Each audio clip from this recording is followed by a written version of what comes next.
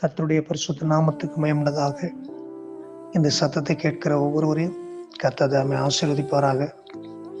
1 Samuel 30 6வது வசனம்.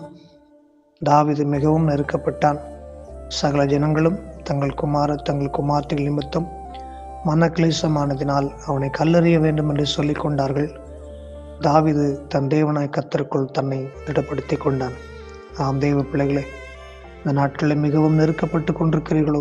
சூழ்நிலைகள், வேலைகள், குடும்பம், பல காரியத்தின் நிமித்தம் நெருக்கப்பட்டு கொண்டிருக்கிறீர்களா? உங்களை திடப்படுத்த ஒருவரும் இல்லை என்று சொல்லி நினைத்து கொண்டிருக்கிறீர்களா? தேவாதி தேவன் ஆண்டவராக இயேசு கிறிஸ்து இந்த நாட்களில் உங்களை திடப்படுத்தி உங்கள் நெருக்கத்திலிருந்து விடுதலையாக்கி விசாலத்தில் வைத்து உங்களை ஆசீர்வதிப்பாராக. தாவீது சகலத்தையும் திருப்பிக் கொண்டது போல சகலவற்றிலும் கர்த்தர் உங்களை ஆசீர்வதித்து உயர்ந்த அடைக்கலத்தில் வைப்பாராக. ஆமென்.